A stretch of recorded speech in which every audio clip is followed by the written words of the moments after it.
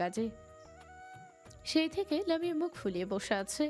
তা দেখে তাইবা মিটিমিটি হাসছে। লামিয়া বিরক্ত হয়ে উঠে গিয়ে আলমারি খুলে নিজের পরার মতো জামা খুঁজতে লাগলো। তাইবা তা চুপচাপ দেখছে আর চুল বাঁধছে। বেশ কিছুক্ষণ আলমারিতে চিরুনি অভিযান চালিয়ে নিজের পছন্দ মতো জামা খুঁজে পেতে গজদাত বের করে হাসি দিয়ে জামা নিয়ে দ্রুত বাথরুমে ঢুকে গেল। তাইবা বাঁকা চোখে তা দেখে আবার নিজের কাজে মনোযোগ দিল। লামিয়া বাথরুম থেকে বের হতেই তাইবা আবার বাঁকা চোখে লামিয়ার দিকে তাকাতেই তাইবা চোখ ছোট ছোট করে ফেলল। লামিয়া তা দেখে মুখ বাঁকিয়ে কাঁধ দিয়ে ধাক্কা দিয়ে সরিয়ে আয়নার দিকে তাকালো। তাইবা হা করে তাকিয়ে আছে লামিয়ার দিকে। লামিয়া একটা স্কাই ব্লু রঙের সারারা পরেছে, জামার গলায় হাতে গোল্ডেনের পাথরের কাজ। তাইবা তা দেখে মুখ ফুলিয়ে বলল, তুই আগে কেন বলিস নি এটা পরবি? আমিও জানতাম না যে আমি এই জামা পরবো। আর তুই তো জানিস এই সারারা ফারারা আমার অতটাও পছন্দের না। তবে পরেছিস কেন? হাতের কাছে পেয়েছি তাই। কি শখ করে দুজনের জন্য সেম ড্রেস কিনেছিলাম, কিন্তু তুই এই জামা ছুঁয়েও দেখিসনি। বলেছিলি এই রং নাকি তোর গায়ে মানাবেই না, কিন্তু আজকে দেখ কি সুন্দর লাগছে তোকে এই রঙে। ও তাই নাকি? হ্যাঁ। তুই চাইলে তুইও পরে আসতে পারিস তোর ড্রেস। সবাই যেহেতু সাদার মধ্যে গোল্ডেন পরছে, আমরা তাহলে স্কাই ব্লু এর মধ্যে গোল্ডেন পরি, ইউনিক থাকি, কি বলিস? লামিয়ার কথাই তাইবার চোখ চকচক করে জ্বলে উঠল। তাই আর কিছু না বলে দ্রুত হঠাৎ হলো জামা পরতে নিজের রুমের দিকে। লামিয়া তাইবার যাওয়ার দিকে তাকিয়ে হেসে চুল আঁচড়াতে লাগলো। এতক্ষণ লাগে তোদের? আর এসব কি লাগিয়েছিস মুখে? বেশ বিরক্ত হয়ে বলল রাশেদ। রাশেদের কথা শুনে আয়না, নামহা, হামিদা, ছবি, শারমিন, হাফসা, ফারিয়া, মনিকা ভ্রু কুচকে তাকালো রাশেদের দিকে। রাশেদের এমন কথা তাদের মোটেও পছন্দ হয়নি। তাই শারমিন গলা খাঁকড়িয়ে বলে উঠল, এগুলোকে মেকআপ বলে। আপনার কথা শুনে মনে হচ্ছে কোনোদিন দেখেননি মেকআপ, তাই এই কথাটা বললেন। শারমিনের কথা শুনে রাশেদ ছোট ছোট চোখ করে বলল, না, সত্যি দেখিনি আপনাদের এমন অখাদ্য মার্কা মেকআপ। একটাকে দেখে মনে হচ্ছে জঙ্গল থেকে পিচাসিনী বের হয়ে আসছে। তোদের চেহারার নকশা পাল্টিয়ে ফেলেছে। আর তোকে দেখতে শিমুল গাছের পেতনি লাগছে, বিলিভ মি। রাশেদের কথায় মেয়েরাও সব জ্বলে উঠল তেলে বেগুনে। শারমিনকে এক্সট্রা করে শিমুল গাছের পেতনি বলে শারমিন বেশ খেপে গেল। আপনি আমাকে শিমুল গাছের পেতনি বলতে পারলেন রাশিদ ভাই? বলেই হামিদাদের দিকে তাকিয়ে ঠোঁট উল্টে বলল, আমাকে কি শিমুল গাছের পেতনি লাগছে? তোরাই বলতো। মেয়েরা সবাই মাথা নাড়িয়ে বলল, মোটেই না। রাশেদ শারমিনের মুখ থেকে আবার ভাই ডাক শুনে ইচ্ছে করছে নিজের চুল টেনে ছেড়ে ফেলতে। এ মেয়েকে কতবার বলবে যে তাকে ভাই বলে সম্বোধন না করতে। তারপরও এ মেয়ে বারবার তাকে ভাই বলে সম্বোধন করে যাচ্ছে। রাশেদ দুঃখে মুখ ফুলিয়ে অন্যদিকে তাকাতেই দেখলো শুভ্র দাঁড়িয়ে দাঁড়িয়ে হাসছে। এই এই সর, সব সর, সাইড দে। আমার হৃদয়ের ছবি কোথায় রে? দেখতে পাচ্ছি না কেন তাকে? বলতে বলতে শুভ্র রাশেদকে সাইডে ধাক্কা দিয়ে মেয়েদের সামনে দাঁড়ালো লাবিব। আশেপাশে তাকিয়ে দেখলো সবাইকে একই রকম লাগছে। তা দেখছে ভ্রুকুচকে তা খুঁজতে লাগলো ছবিকে। ছবি ঠোঁট কামড়ে তাকিয়ে আছে তার পাশেই, তা লাবিব খেয়াল করেনি। সবাই তা দেখে মুচকি হাসছে। বেচারা লাবিব একে তো লামিয়া আর ছবিকে গলিয়ে ফেলে। কালকে পর্যন্ত দুজন ছিল, তবু কালকে দুজন একরকম শাড়ি পরাই ছবি ভেবে লামিয়াকে জড়িয়ে ধরেছিল। এই নিয়ে শুভ্রাজ সকালে তাকে বেশ শাসিয়েছে। তবে আজ তো সবাই এক সাজিয়েছে। আজ যদি ছবি ভেবে মনিকাকে জড়িয়ে ধরে তাহলে আজকে ছবি তাকে মেরেই ফেলবে ভেবে ভয় ঠক গেল লাবিব। আশেপাশে তাকিয়ে পাশ ফিরতেই লাবিব চিৎকার করে ছিটকে দূরে সরে দাঁড়ালো। তা দেখে ছবি আরো কটমট দৃষ্টিতে তাকালো লাবিবের দিকে। সবাই তা দেখে উচ্চ স্বরে হেসে উঠল। লাবিব অসহায় চোখে ছবির দিকে তাকিয়ে বলল, কোথায় ছিলি জান? আর এইভাবে কেউ তাকায়? আমি তো ভয় পেয়ে গিয়েছিলাম। বলেই অসহায় চোখে ধীরে ধীরে এগিয়ে এসে ছবির সামনে দাঁড়িয়ে বলল, জান, তোকে আজ সাদা পরি লাগছে। উফ, নজর জানি না লাগে, ইচ্ছে করছে খেয়ে ফেলি। বলেই বাঁকা চোখে তাকালো ছবির দিকে। ছবি লাবিবের কথা শুনে রাগ ভুলে মাথা নিচু করে লজ্জা মিশ্রিত হাসি দিয়ে পিছন ঘুরে গাড়িতে গিয়ে দ্রুত বসলো। লাবিবের কথা শুনে সে বেশ লজ্জা পাচ্ছে। লাবিব ছবিকে দেখে হাফ ছেড়ে বাঁচল। এখন যদি এই কথা না বলতো তাহলে এই রাগ ভাঙাতেই তার উপর দিয়ে বেশ ধকল যেত। রাশেদ এবার দ্রুত সবাইকে তাড়া দিয়ে গাড়িতে বসতে বলো। রাশেদের কথা শুনে সব মেয়েরা গাড়িতে উঠে বসতেই লাবিব, রাশেদ, শুভ্র গিয়ে গাড়িতে বসে রওনা দিল বাড়ির দিকে। তাইব, মাহির, ইভান, ইমন হাতে বেশ কিছু জিনিস নিয়ে উপস্থিত হলো লামিয়ার রুমের দরজার সামনে। দরজা না করতে লামিয়া বলে উঠল। ভেতরে আসো। বলতে তারা ভেতরে প্রবেশ করতেই হা করে দাঁড়িয়ে গেল। তাইবা আর লামিয়া একরকম ড্রেস আর একরকম সাজে সজ্জিত হয়ে আছে। দুজনেই স্কাই ব্লু রঙের সারারা পরে, চুলগুলো মাঝখানে সিঁথি করে কার্লি করেছে, চোখে সাদা কাজল, ঠোঁটে রেড চেরি লিপস্টিক। দুজনেই এক হাতে গোল্ডেনের ঘড়ি, আরেক হাতে স্কাই ব্লু রঙের পাথরের দুটো করে চুড়ি। চুড়িগুলো তাইবার আর ঘড়ি লামিয়ারটা দেখে বোঝা যাচ্ছে। পায়ে গোল্ডেনের চকচকে পায়েল পরে আছে, দেখে মনে হচ্ছে স্বর্ণ দিয়ে বাছাই করা। অবশ্যই পায়েলগুলো তাইবার, তবে তাইবা আর লামিয়া যা কিনে সবসময় দুটো করে কেনে। কখন কখন কোথায় প্রয়োজন পড়ে যায় ঠিক আছে নাকি, তাই সবসময় কিনে রাখে। মাহির, তাইব, ইফান, ইমন সবচেয়ে বেশি অবাক হয়েছে লামিয়া চুল আজকে বেনি করা নেই। চুলগুলো খোলা দেখে আরও একবার টাসকি খেল, কারণ তার খোলা চুল দেখে সৌভাগ্য কারোর হয়নি তেমন। মাঝে মধ্যে দেখা গেলেও তেমনভাবে কেউ দেখতে পারে না। মাহিরা এভাবে হা করে তাকিয়ে আছে দেখে তাইবা মুখ বাঁকিয়ে লামিয়াকে বলো। এই তাড়াতাড়ি কালো কাজলটা দে তো, কানের নিচে একটা টিকা দিয়ে দিই। হঠাৎ তোর কানের নিচে টিকা দিতে মনে চাইলো কেন? দেখছিস না চারটা গরু কিভাবে তাকিয়ে আছে? না ভাই, রিস্ক নেওয়া যাবে না, পরে যদি নজর লেগে যায়। তাইবার কথা শুনে লামিয়া পেছন ঘুরে মাহিরদের দিকে তাকাতেই পাশ থেকে একটা লিপস্টিক তাদের দিকে ছুঁড়ে মেরে বলো।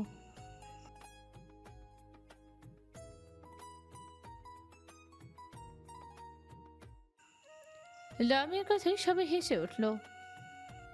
হিঙ্গুল কি রে বাপ? মাহির হেসে বলতে বলতে হাতে থাকা বক্স খাটে রেখে বসলো। You mean single? পাশ থেকে বলল তাইব। সর্দি হবে। তাইবের কথায় ইমন বলে উঠল। কিসের হিঙ্গুলু, কিসের সিঙ্গুলু, আর কিসের সদি? খাঁটি বাংলায় বল না বৃষ্টি। বলে বেশ চুলগুলো বেশ ভাব নিয়ে হাত দিয়ে ব্রাশ করলো ইরফান। এই তোরা কি অফ যাবি? কি সব খচ্চরদের সাথে বসবাস করি রে ভাই। বেশ বিরক্ত হয়ে বলল তাইবা। তাইবার কথা শুনে লামিয়া, মাহির, তাইব, ইরফান, ইমন মুখ বাঁকিয়ে একসাথে বলে উঠল। ওরে আমার পরিষ্কার অলি। তাইবা তা শুনেও না শোনার ভান করে বলো। এখন প্ল্যান অনুযায়ী কাজ করবি নাকি আর তোরা এসব সব এনেছিস? তাইবার কথায় তাইব, মাহির, ইরফান, ইমন মাথা নাড়াতেই লামিয়া তাইবা হি হি করে হেসে উঠল। চারপাশে বর আসছে বলতে বলতে হইচই শুরু হয়েছে। হামিদা লামহা আয়নাকে নিয়ে ততক্ষণে বাড়িতে নিয়ে এসে রুমে বসিয়ে দিয়ে গিয়েছে বউয়ের সাজে। আরিফ হলুদের দিন থেকে খান বাড়িতে থাকে। আনিসুল সাহেব তাকে কড়া গলে বলেছেন বিয়ের আগ পর্যন্ত আয়নার সামনে জানি তাকে না দেখা যায়। এই কথায় বেচারা সেদিন কষ্টেই ইসলাম বাড়ি ছেড়েছে। আরিফ, আবির আর সাফন আজ সাদা রঙের শেরওয়ানি পরেছে। দেখতে তাদের রাজপুত্রের মতো লাগছে তিনজনকে। তাদের সামনেই দাঁড় করানো তিনটি সাদা রঙের ঘোড়ায়, আর পেছনে তিনটি পালকি। আয়না এই বাড়িতে থাকলেও হামিদার লামহার মতোই তাকে পালকিতে উঠানো হবে। তার কোনো দিক দিয়ে যেন কোনো কমতি না থাকে, সেটা সর্বদা খেয়াল রাখছে আনিসুল সাহেব। আরিফ, আবির, সাফওয়ান ঘোড়ায় চড়ে উঠতেই শারমিন, হাফসা, ফারিয়া ঘোড়ার সামনে দাঁড়ালো। তখনই সাউন্ড বক্সে গান বেজে উঠতেই তারা নিচে উঠল। छोटे छोटे भाइयों के बड़े भैया आज बनेंगे किसी के सैया, ढोल नगर बजे शहनैया, झूम के आई मंगल घड़िया। নাচ শেষ হতেই সবাই ইসলাম বাড়ির দিকে রওনা হলো। এদিকে ইসলাম বাড়ির গেটের সামনে আজমেরি বেগম দাঁড়িয়ে আছে। লাবিয়া, তাইব, তাইবা, মাহির, ইরফান, ইমন তারা সবাই ছোটাছুটি করছে তাদের কাজ নিয়ে। বর এসেছে শুনি রুম থেকে বেরিয়ে কথা বলতে বলতে সিঁড়ি বেয়ে নামতে লাগলো শুভ্র আর রাশেদ। লামিয়া হলরুমে একবার এদিক ছুটছে তো আবার সেদিক। হঠাৎ শুভ্র সামনে তাকিয়ে লামিয়াকে দেখে রাশেদের সাথে কথা বাদিয়ে থমকে গেল। নিজ অজান্তেই তার হাত বুকের কাছে চলে গেল। শুভ্র দাঁড়িয়ে যাওয়া দেখে রাশেদ পিছনে ফিরে তাকাতে দেখল শুভ্র বুকে হাত রেখে লামিয়ার দিকে তাকিয়ে আছে। রাশেদ হেসে এক সিঁড়ি উপরে উঠে শুভ্রকে মজা করে কাঁধে হালকা থাপ্পড় মারতে শুভ্র ধূপধাপ করে গড়িয়ে সিঁড়ি থেকে পড়ে গেল। রাশেদ তা দেখে আটকে উঠে গিয়ে দ্রুত নিচে নেমে ধরল। হঠাৎ কিছু পড়ার শব্দ পেতেই লামিয়া, তাইবা, তাইব, মাহির, ইভান, ইমন পিছনে ঘুরে তাকাতেই হতবাক হয়ে গেল। দ্রুত তাইবার মাহির গিয়ে শুভ্রকে তুলে উঠালো। লামিয়া কপালে 3 ভাঁজ ফেলে শুভ্রর সামনে এসে দাঁড়ালো।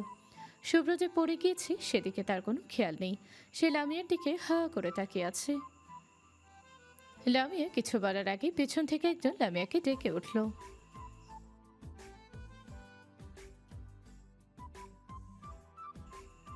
লামিয়া তা শুনে দ্রুত মিষ্টি আর শরবতের ট্রে নিয়ে হাঁটা শুরু করলো। তার পেছন পেছন তাই পাও।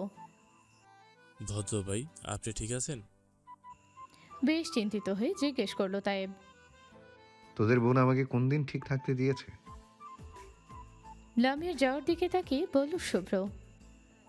শুভ্রর কথা শুনে সবাই হেসে উঠল। ইমন পাশ থেকে হাসতে হাসতে বলল। প্রেমে মরা জলে ডুবে না। বলে হাসতে হাসতে শুভ্রকে নিয়ে চলল সবাই গেটের কাছে। Don't understand, Abiru. No money, no honey. বলে চোখের কালো চশমা ঠিক করলো আজমেরি বেগম।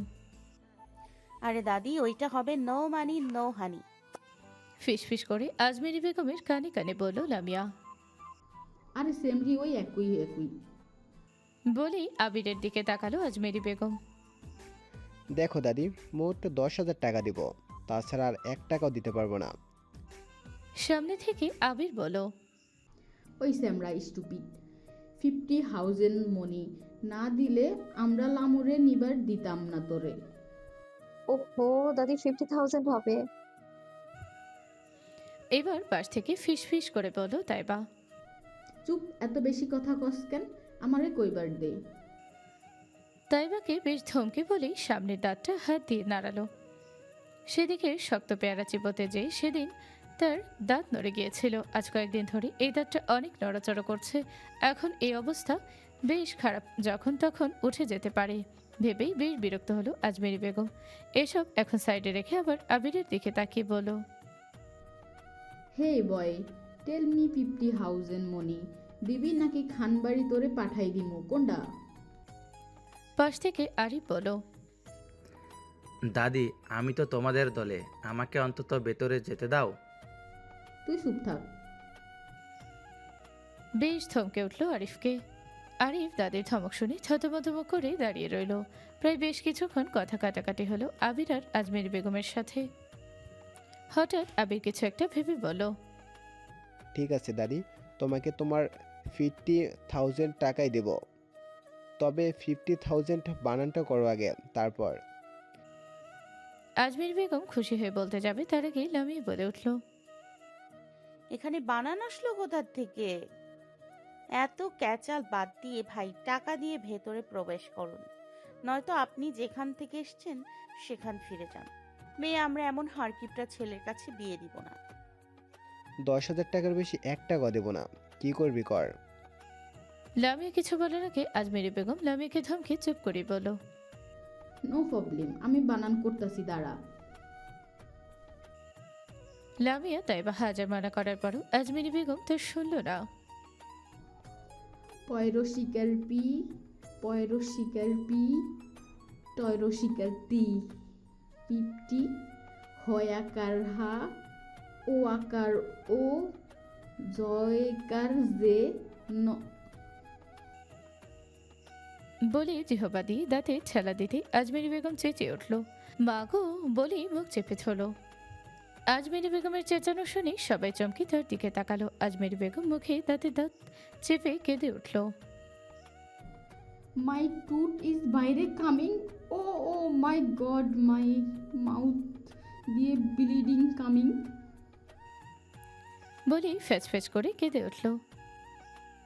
আজমেরি বেগম দাঁত হাতে নিয়ে সবার সামনে ধরতে সবাই হতবাক হয়ে তাকালো। হঠাৎ লাবিব হো করে হেসে বলল। দাদি, তুমি তো 50,000 বানান করতে গিয়ে তোমার দাঁত ভেঙে ফেলেছো। লাবিবের কথায় আবিরও হেসে বলল। আগে শুনেছি যে কঠিন শব্দ বলতে গেলে নাকি দাঁত ভেঙে যায়, আর আজকে নিজ চোখে দেখলাম সহজ একটা বানান করতে গিয়ে দাঁতই ফেলে দিয়েছে। ওয়াও! সবাই হাসছে দেখে লামিয়া বেশ বিরক্ত হয়ে বলল, আগেই বারণ করেছিলাম না আমরা? এখন ভালো হয়েছে না? ইজ্জতের চাটনি হয়ে গিয়েছে। আজমের বেগম হু হু করে কাঁদতে কাঁদতে আবিরকে বলল, হুঁ, এক মাগে শীত যায় না, মান্ডাইট। বলেই চলে গেল বাড়ির ভেতর। তা দেখে পাত্রপাখর সবাই হেসে উঠল। লামিয়া আর তাইবা দাঁড়ালো এবার সামনে। তাদের দেখে সাফন আবিরের কানে ফিসফিস করে বলল, ভাই, টর্নেডো আর সাইক্লোন কিন্তু আমাদের সামনে দাঁড়ানো, একটু হিসাব করে কথা বলিস। আরে বাদ দে, এদেরকে ফু মেরে সরিয়ে দিতে এই আবিরের 1 সেকেন্ডও সময় লাগবে না। বেশ ভাব নিয়ে বলল আবির। আবির ভাই 50,000 টাকা দিয়ে দিন, এত ভেজাল না করে। বেশ বিরক্ত হয়ে বলল লামিয়া। টাকা কি গাছের মোয়া নাকি যে সে বসলি আর গাছ থেকে পেরে দিয়ে দিলাম? এত সব আমরা বুঝি না, আপনি দেবেন কি না ওইটা বলুন। 10,000 দিব বলেছি তো, তার সে 1 টাকাও বাড়বো না। সত্যি তো? কি? এই যে আপনি 1 টাকাও বাড়াবেন না? হ্যাঁ, 1 টাকাও বাড়াবো না। এখন রাজি থাকলে বল। লামিয়া তাইবা পেছন ঘুরি তাইব মাহির ইরফান ইমনের দিকে তাকাতেই তার চোখ দিয়ে কিছু ইশারা করতেই লামিয়া আর তাইবা হেসে 10,000 টাকায় রাজি হয়ে গেল। তা দেখে সবাই অবাক হলো। সাফন আবিরের কানে ফিসফিস করে বলল, দেখ ভাই, হঠাৎ রাজি হয়ে গিয়েছে। আমার কিন্তু ওদের সুবিধা ঠেকছে না, জানিস তো। এরা ডাকাত আর ডাকাতরা পরে সুযোগ বুঝে কোপ মেরে সব লুটিয়ে নিতে যেতে পারে। আরে ভাই, চিন্তা করিস না, আমি আছি তো। বলেই পকেট থেকে টাকা বের করে লামিয়ার হাতে দিতেই লামিয়া নিয়ে নিল। তারপর পাশ থেকে কাছে দিতেই আবির, সাফন আরিফ ফিতা কেটে ভেতরে প্রবেশ করলো। খাওয়া দাওয়ার পর্ব শেষ হতেই কাজে বিয়ে পড়ানো শুরু করলো। বিয়ের পর্ব শেষ হতেই বর আর কনেদের ছবি তোলার জন্য স্টেজে নেওয়া হলো। সবাই গ্রুপ ছবি তুলবে, তাই সবাই মিলে গ্রুপ ছবি তুলে নিল। 10,000 টাকা পরপর ইসলাম বাড়ির ডাকাত দল বেশ চুপচাপ আছে। পরিবেশ বেশ ঠান্ডা, এতে বেশ সন্দেহ হচ্ছে সাফওয়ানের। এরা হচ্ছে টর্নেডো, কখন কোথা থেকে ঝড় শুরু হয়ে যাবে তার কোনো ঠিক নেই।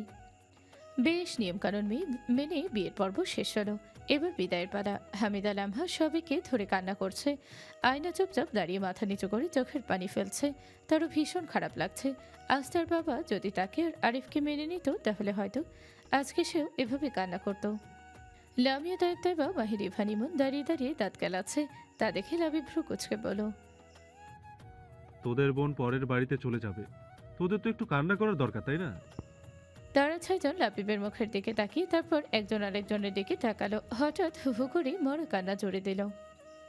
ও ভাই রে, ও বোন রে, তোরা কোথায় গেলি? আমার মা গো!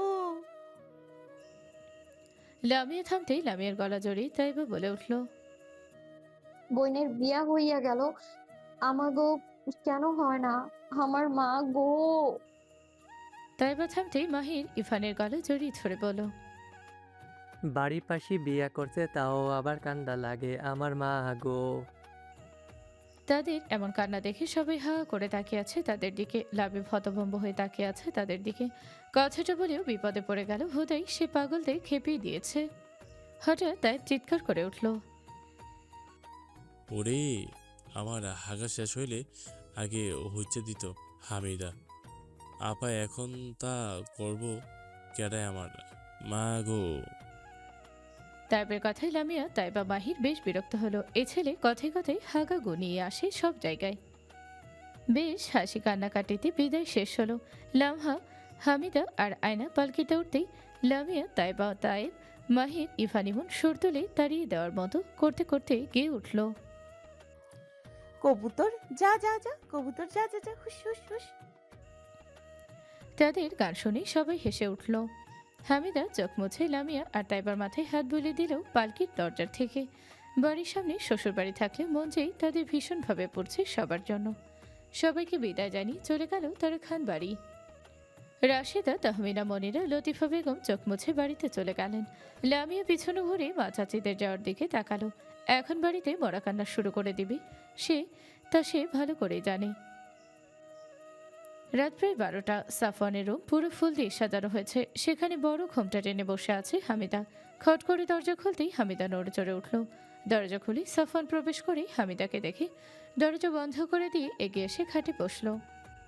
আস্তে করে হামিদার ঘোমটা সরিয়ে দিয়ে কপালের মাঝ বরাবর গভীর চুম্বন এঁকে দিয়ে বলল, অবশেষে তোকে নিজের করে পেয়ে গেলাম।